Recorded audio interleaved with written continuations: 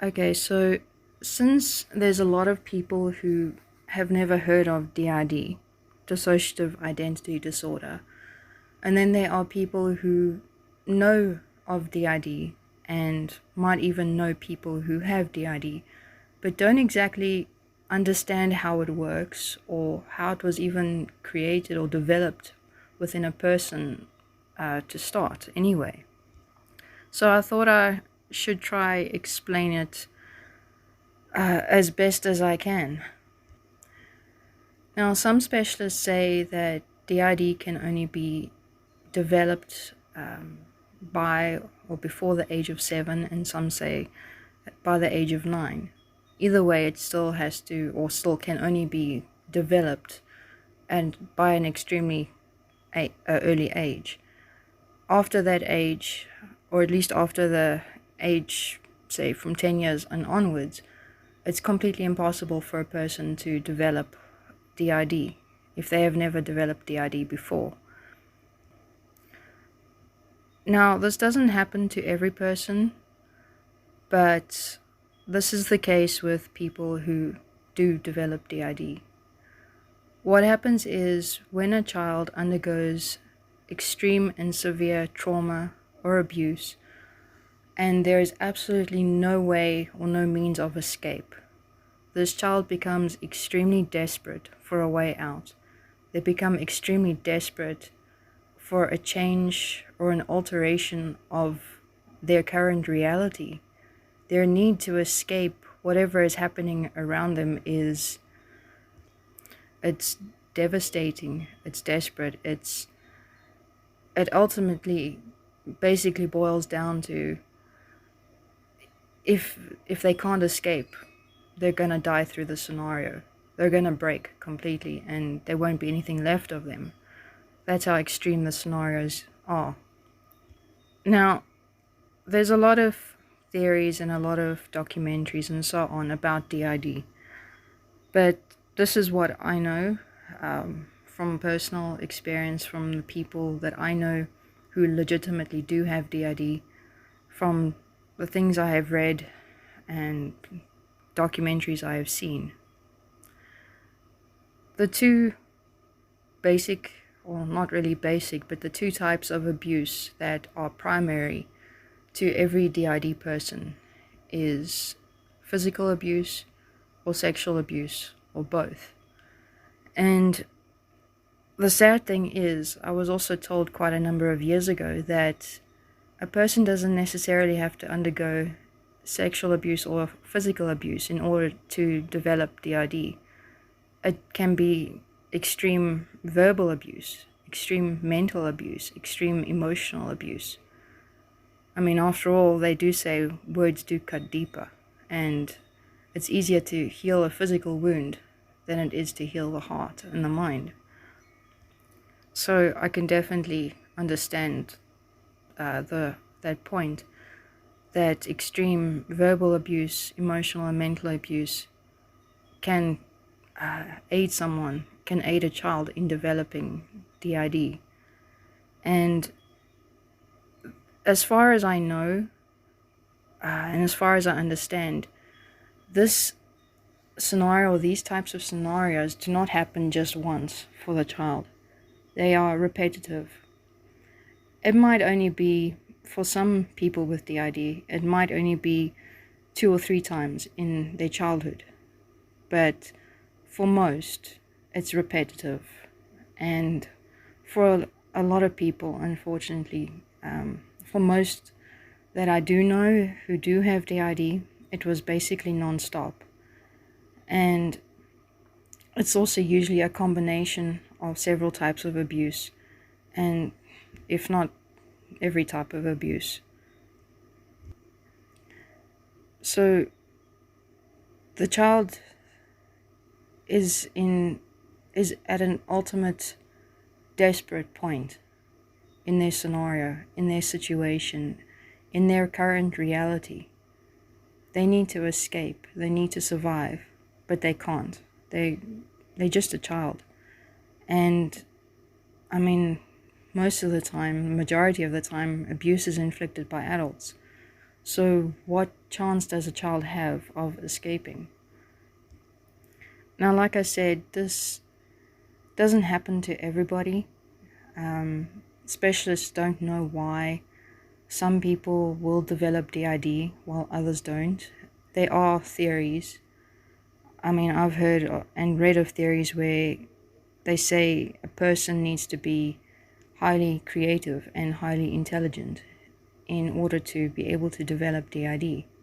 I honestly don't know. They're still figuring out this whole subject.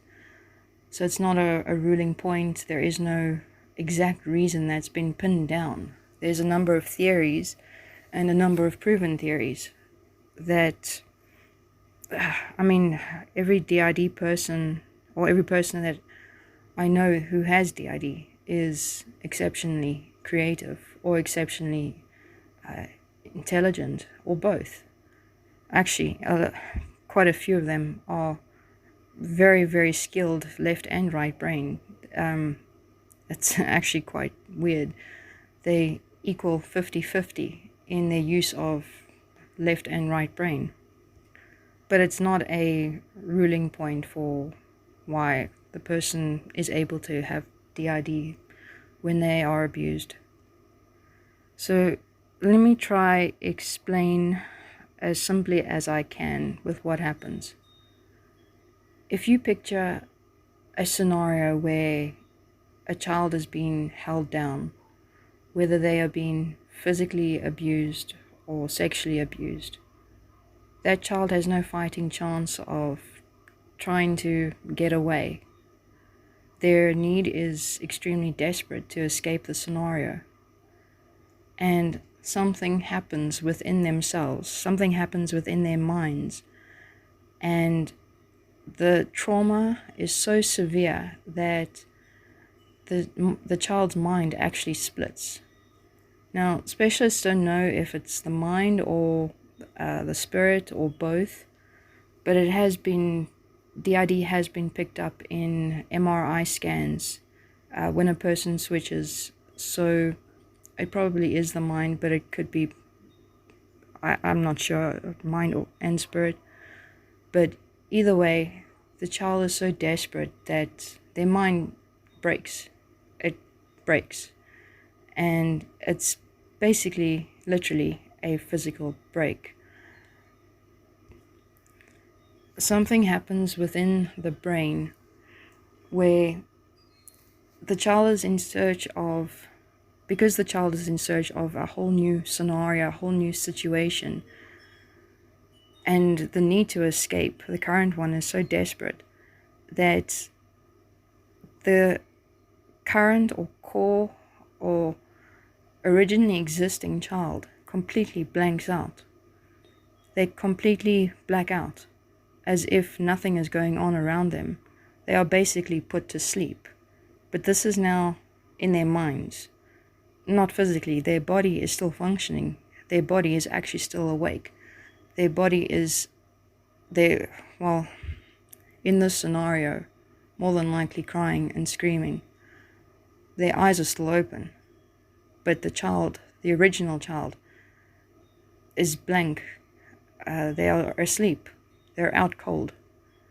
What happened is basically a alteration to their reality was answered.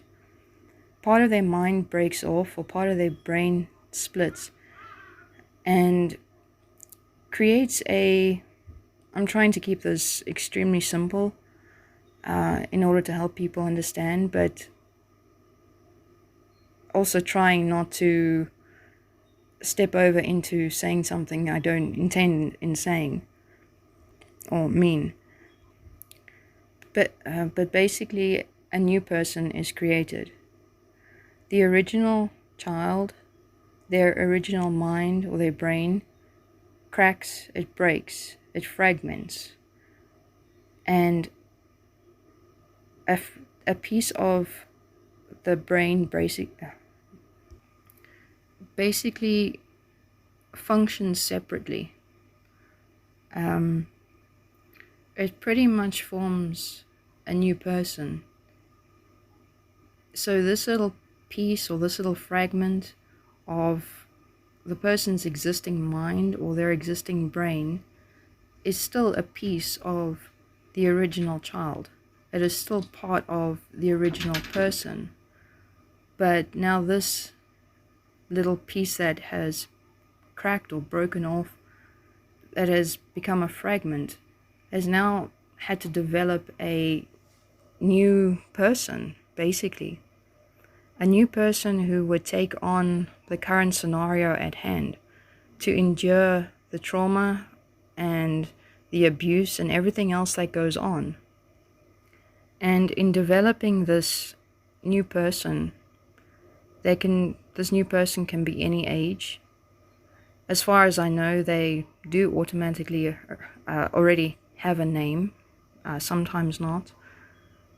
They have, as far as I know, fully functional, full-rounded personalities already. Except the fragmented person, or rather the DID person, is the one who is enduring the abuse, is the one who is enduring the situation and the scenario, while the original person is out cold. They have no idea what's going on. They're completely unaware. And once the scenario is over, once the abuse is finished, this fragmented piece that was in desperate need of functioning, this new person, this new part, also known as an alter, this new identity, is not needed anymore at that moment in time. So it then basically, it can either become dormant or just quiet until it's needed, again at a later stage. And when this DID part becomes, let's just say they go back into being quiet, they go back into the background, they go back into the subconscious, the original child then comes into consciousness, as if nothing has ever happened, as if nothing happened there and then in the scenario. They are completely unaware. They have no idea what had happened to them. They might be left with marks on their bodies. They might be left with all sorts of evidence, physical evidence, but they will have absolutely no clue as to what had happened. Their memory for that scenario is completely blank, as if it never happened. But unfortunately, because the scenario actually did happen to this person in its entirety, because this fragmented or this DID person is still part of the original person, whatever the DID person endured through that trauma, they would have also developed any number of symptoms like depression, suicidal thoughts, anger, sadness, anything, actually. It depends on the abuse.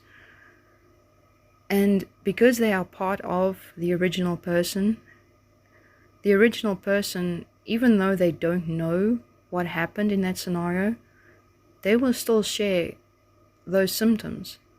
So the original person will have absolutely no idea why they suddenly feel depression, or why they suddenly feel like they're worth nothing, or anything of the sort. They will have no reasons, they will have no explanations as to why they are feeling certain things. And it becomes extremely confusing. And now, what happens is, if this original child encounters another abuse scenario again, either with the same abuser or a new one, by that point, even because the child's already developed DID, it can even now be after the age of 9. So whether it's very soon after the first scenario or many years later, if another abusive situation occurs, then the sole function or the sole responsibility for that fragmented part or that piece of the original person, that DID part, is to come into consciousness and to basically knock the original person out cold, to put them to sleep, to make them completely unaware of what's going on, and to then endure the abuse all over again. And this will carry on for as many abuse scenarios as this person encounters throughout their lives. This DID part is their rescuer. This DID part is their lifesaver. And even though the original person might suffer the symptoms, I suppose at least in one way they are saved from the memories, but the DID part will recall every detail, and they will suffer more though, because they do have the memories. Now, if the abuse becomes more extreme or more frequent in this child's life, and this fragmented part, or this DID part, is no longer capable of enduring any more abuse, they're basically at their maximum limit, this DID part can then also split within itself, fragmenting their own fragmented piece even further, and also again then forming another DID part. So you now have the original person, the fragmented or the DID part, and then another fragmented part which came from the other. But it can also happen where the original person's own mind can fragment again, not being from the other DID part. So whatever's left of the current person's mind or brain, it can fragment further and break off further, and again forming a DID part. There's not really many explanations or exact explanations as to why or what would give cause to a DID part breaking off an existing DID part or off the original person. It's just, this is the way it happens. It can happen either way. And ultimately it becomes a branch, or as specialists like to call it, a mind map, or well, there's various names. Basically mapping out the system. The person's mind usually is referred to as a system, because it's no longer just one person, it's no longer just one whole mind. It's now fragmented pieces, basically. And I suppose specialists, I don't know, they probably use the word system and the word mapping because they're trying to figure out who connects to who and for what reason. It all does become a mind map at the end of the day. And this is literally, DID is literally taking mind map in a very literal way. Now, I must also just add that if the original person undergoes a different type of abuse, so in the first scenario, they perhaps went through sexual abuse and they formed a DID part. And later in their lives, they then went through physical abuse. A different DID part will then break off from their minds.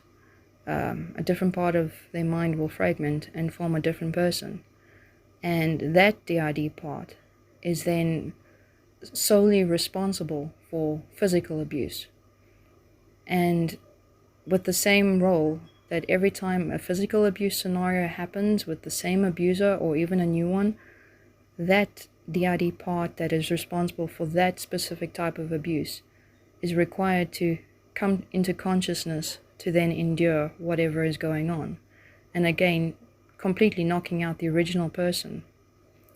There are times where when a person has more than one DID part, and some DID parts will be aware. So for example, in the examples I'm giving, basically, if a physical abuse scenario is happening and the DID part is out, that is supposed to take on physical abuse, the part that is supposed to take on sexual abuse can still be fully aware of what's going on, because they're basically a protector. They are a rescuer. So they need to be on constant standby in case they are needed. So if the physical abuse suddenly turns into sexual abuse, the two parts, the two DID parts, will switch between themselves. So they will alternate depending on who is supposed to take on what abuse. And again, for as many variations of abuse and trauma that the original person and even now the DID parts undergo throughout their lifetime, and for the amount of times that they go through the trauma and abuse, they can continuously keep splitting, keep breaking off from the existing person or from each DID part themselves. It's it's mind-boggling. It's actually quite hectic, and it does honestly get very confusing. And even while I'm trying to explain it, I feel the need to pull out a pen and paper to try and explain all of this. But basically, DID parts are there to save the original person. They are there to aid, they are there to help. They are not there to be destructive, to cause chaos. That's their role, their sole role and sole purpose is to help, is to aid the main person, to help them get through life as safely and as sanely as possible. And with the DID parts, they are the ones that carry the majority of the pain, the majority of the trauma, the majority of the memories, if not all the memories for certain types of abuse, while the main person is basically spared from remembering these things and from even feeling the full weight of what had happened, from even feeling the full weight of the depression or lack of self-worth and anything of the sort. A person who has DID might suffer, say for example with depression, and they might even be on medication for it, or not. But no matter how extreme they might feel their depression at, they aren't feeling the full weight of it, because they are merely sharing what's basically left over from the DID part.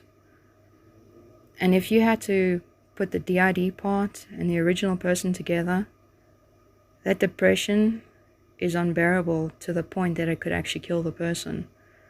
And sadly, I'm not even exaggerating. Now, with regards to other disorders and medication, there is no medication for DID. There's medication that can help make things easier. So again, like for things for depression, they can be medicine so the person will not feel so down so often, or medication to help them sleep, basically medication to just help the symptoms, but there is no actual medication for a cure.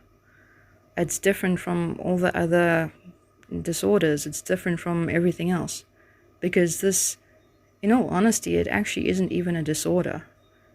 It's actually, a lot of people have been calling it a life-saving gift, and God's grace for saving the child in such a desperate scenario. And it's also quite interesting and intriguing and extreme if you have to honestly think about how what our brains are actually capable of. There's only a small percentage that people use of their brains.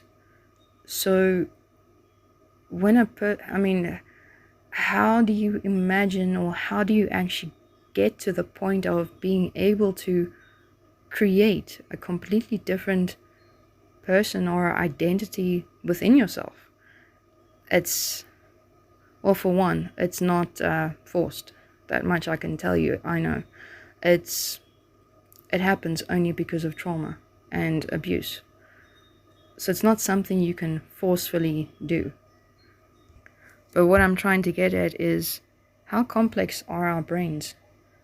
It's intriguing. I mean, with DID, I've seen documentaries, and I even know other people where, I know there's one video where a person is completely legalized as completely blind. They have absolutely no vision, and they'd been tested and everything and so on, and they are completely blind. But then they switch, and one of their DID parts has complete 20/20 eyesight. How do you explain the phenomenon that goes on, or the complexity with what the brain is capable of doing? I mean, I've seen some DID people who one of their DID parts can be as sick as anything. I mean, to the point of needing to be hospitalized. But then they switch to someone else or to another DID part, and they're picture perfect health. I've seen it with many variations of normal body functions. One writes left hand, one writes with the right hand. One, I could literally go on. It's actually because, let me try explain it this way. An original person, if you picture their whole mind or their whole brain, to be very literal, when they fragment, there is no determination of which part of the physical brain is going to be affected. It could be left brain, right brain, front or back, or middle. And wherever this DID part is fragmented from, they will then basically encompass more use of that part of the brain.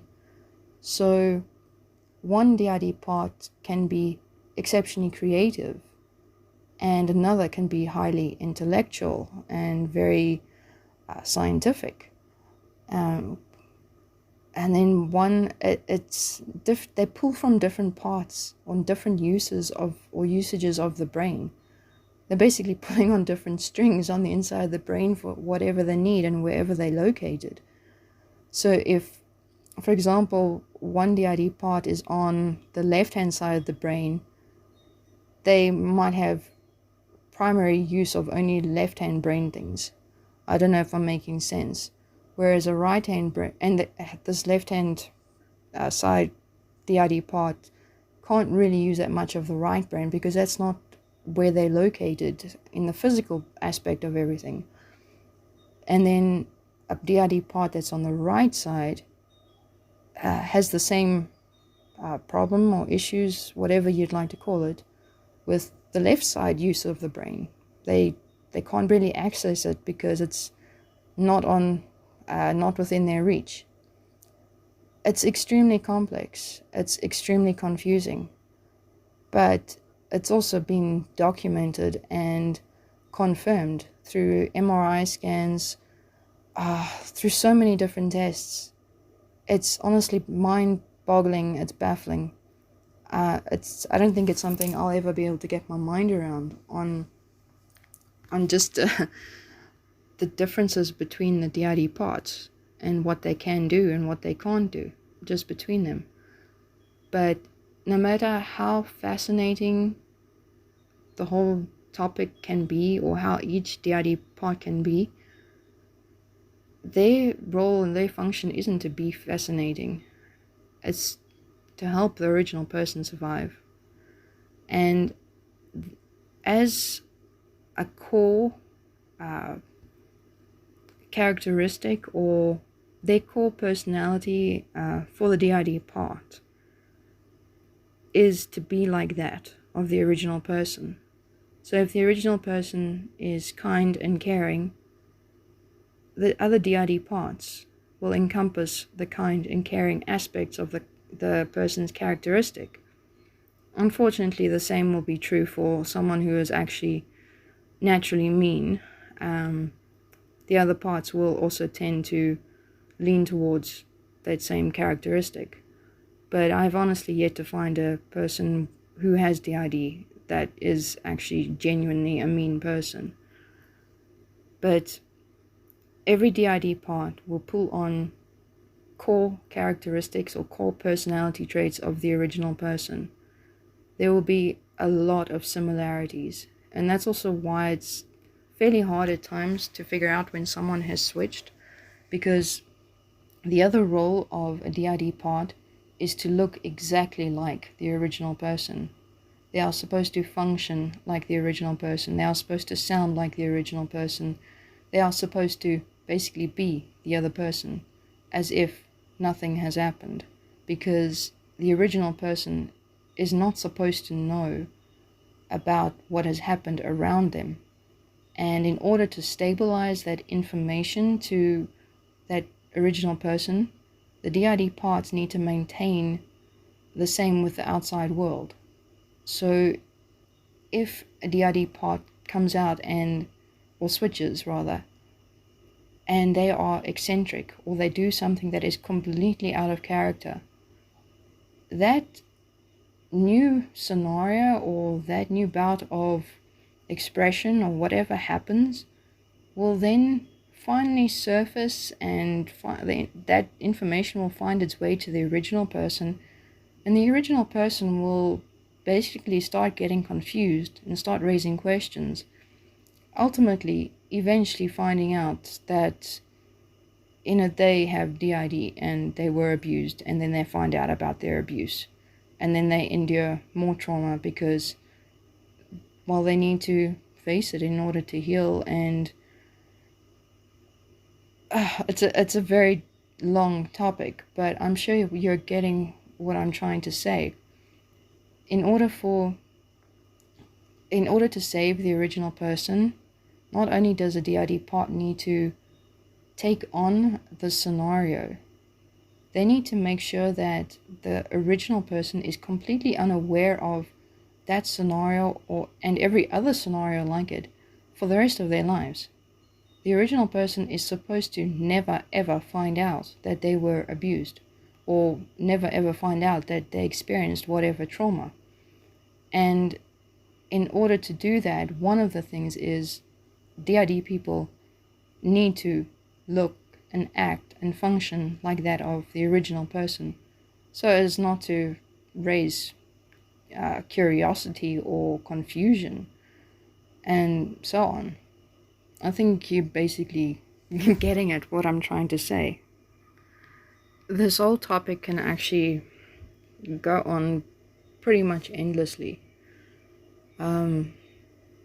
It just honestly never ends, because there's so many different things to talk about and so many different things to explain, and I'm trying to keep it as simple as possible so people can understand when I talk about Cecilia's DID, and when I use the word switch or DID part or anything with that reference. But in talking about her, I also want people to be aware of the truth of things, not the bizarre weirdness and freak show that Cecilia made basically everything out to be. But now, the last thing I want to explain, or try explain, which often gets people confused, and this also took a very long time for me to wrap my mind around. When it comes to topics using the word switching or the word co-conscious, now there's a couple of analogies that were used, so I'm going to try explain it and then also use the analogy, and hopefully one or the other will help explain it. But now, switching is basically what I've been explaining in my previous examples, where one DID part will knock out the other, and the other will be completely blank, asleep. They're out cold. They have absolutely no awareness of anything. And then they will alternate. So one will go to sleep and one will be awake. But most of the time the DID parts, well, actually pretty much all the time the DID parts, as far as I know, are awake, because like I said before, they're basically bodyguards. They need to be on standby 24/7 to keep the original person safe. It's only, as far as I understand, the original person that gets a timeout from life. It's only the original person that's the only one that gets knocked out cold, and the others are fully aware of everything that's going on around them. There are some circumstances or some parts that will not be aware, but that's another long topic for another day, but it's also not even relevant to Cecilia. But now with Coconscious, this one gets confusing, probably because it's extremely hard to understand with the way it would function, basically. Coconscious is basically when there are two or more parts, DID parts, that are using the physical body at the same time. Now, this can be the original person and one of the DID parts, or two or more of the DID parts in conjunction with the other. As far as I know, it's not always 50-50 in control with the body. It could be, I don't know. It's obviously different for every person who has DID.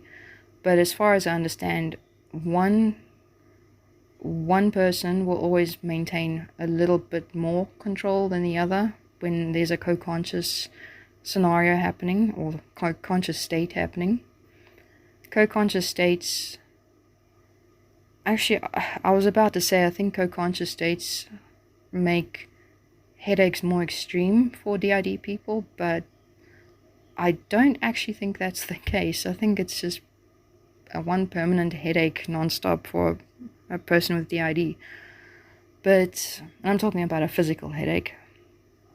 But basically this is now, even if we just say two people or two parts, two DID parts, or the original person and one DID part that is using the physical body at the exact same time. And I know that is very confusing to think about, because how on earth does that work? But that's how it happens. And that's why I also said I think that there's one that will always be, or one that would have more control than the other. But I don't quote me on that. That's just a side thought there. So, for example, there could be a scenario happening, and perhaps like an argument is broken out over a dispute, and two DID parts are needed because it involves issues that they were both created for. So they both need to be out. They both need to share the responsibility of protecting the core person. So one of the DID parts might be doing, they might be using hand gestures, and the other one will be using vocal, they might be voicing their opinion. It gets very confusing.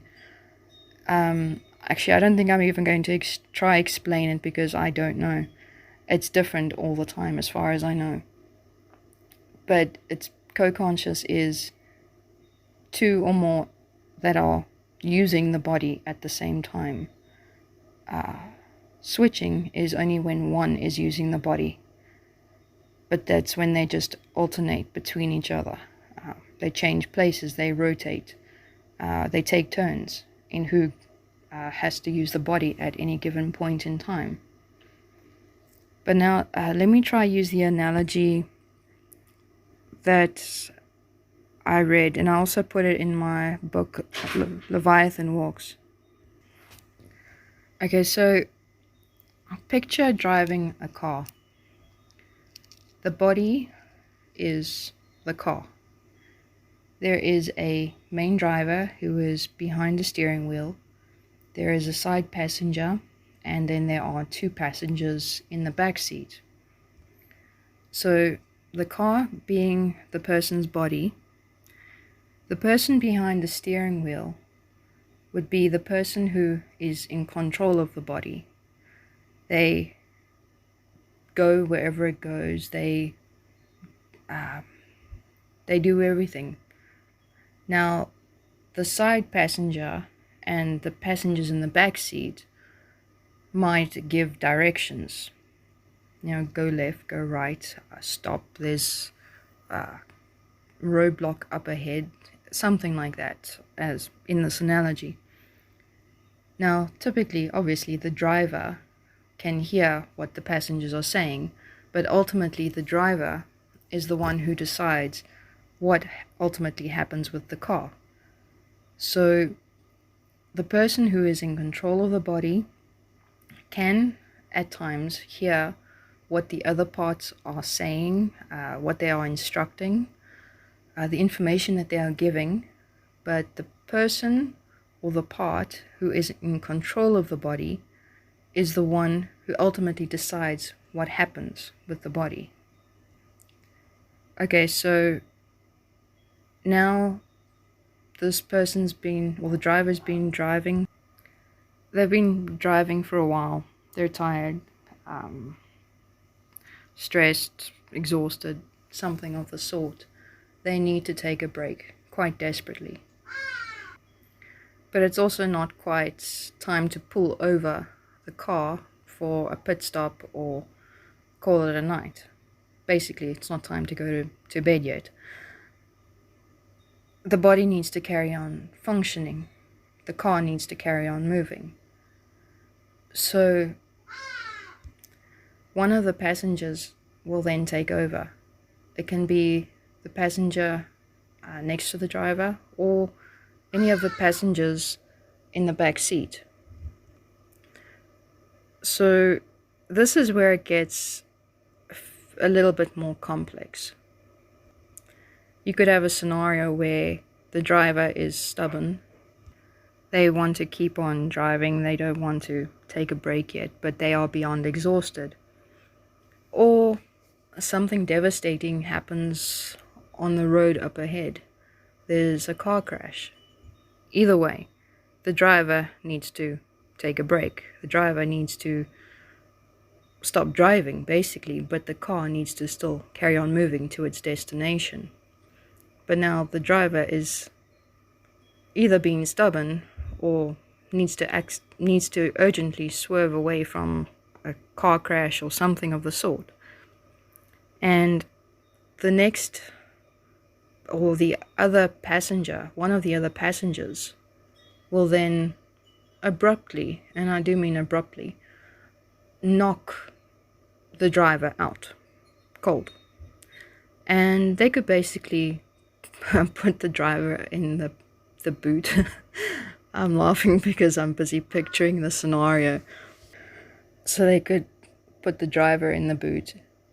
The driver is completely unaware. They can't hear anything. They're out cold. They're completely unaware of absolutely anything and everything. And one of the passengers has now taken over. They are now driving the car. They are now using and basically driving the body. They are functioning in the body, while the original person is sleeping, pretty much, completely unaware. This scenario would be called switching. They're switching places, and in a very abrupt way, where the original person has no clue as to what's going on, which is predominantly what happens with people who have DID through their trauma, through their abuse. Now, if we present a slightly different scenario where the original driver is busy driving the car, and say, for example, they get lost. They're not sure where to go or how to navigate past something in the path on the road. Then they basically, they're pretty lost. They don't know how to navigate through this part in their life. They're not skilled for this area. So someone else, one of the other passengers, will then climb into the driver's seat, and the main driver, the original driver, will climb into the back seat. So this is not, as far as I know, that common, because in this scenario, this is switching, where a DID part is taking control of the body and taking control of the car, basically, in order to navigate through whatever is happening. And at the same time, the original person is actually completely aware of what's going on, because they're still awake and they're in the back seat of the car watching whatever is going on. I don't know how often this type of switching happens, but I've heard it does happen, basically. So the original driver, or the original person, is no longer controlling what's going on. They're not controlling their responses. They're not controlling anything. They're just watching. When one of their DID parts is in full control of everything. The original person can give instructions, obviously, backseat driver scenario. They can give instructions on what to do, what not to do, and so on. But it is ultimately up to the new driver to decide as to what they ultimately will do. Again, like I said, I don't know how common this type of switching is, but I think it would be pretty strange to see someone in control of your own body. But it does happen. Then, in another scenario, still with either the original driver driving the car or one of the DID parts driving the car, either way, someone's driving the car. And there's a scenario on the road, again. Whatever scenario, it's pointless in me trying to come up with one.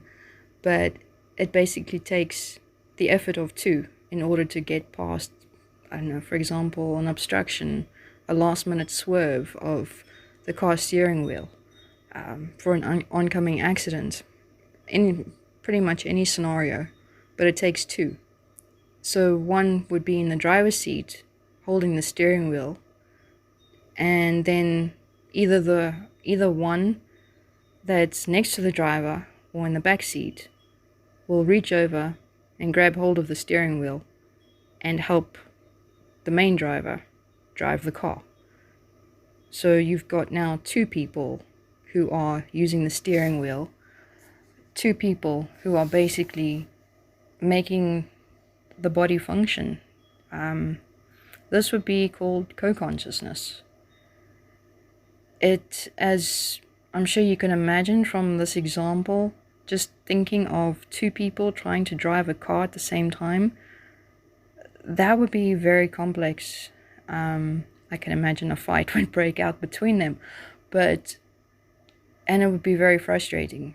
But co-consciousness is very common, and co-consciousness is also another topic for another long discussion, but co-consciousness is one way, and as far as I know, one of the main ways, if not the main way, in order for a person with DID to ultimately heal, because they need to learn from all their created DID parts in order how to navigate through life. But like I said, that's another long topic. And again, I also want to say that a person with DID being able to heal, which is called merging, basically where when they heal, DID parts form the broken off DID parts, or the fragmented DID parts, are basically molded, or for lack of better words, melted down back into the original existence of the person's mind and brain. But that only happens when the original person has learned to cope or to heal or something for whatever that DID part is created for. The original person needs to learn something from that DID part. And only once they have learned it, like I said, whether it be in order to cope with certain trauma or to heal from certain abuse, for whatever reason, only once the original person has learned whatever they needed to from the DID part, will that DID part then merge or become part of the person's original existing mind or brain, and no longer basically function as a separate, they will no longer function separately from the original person, because the original person will now be more skilled. They'll be healed, at least more, in certain areas of their life. And again, it is possible. There are people who have healed from a number of DID parts into just being one whole person, just them.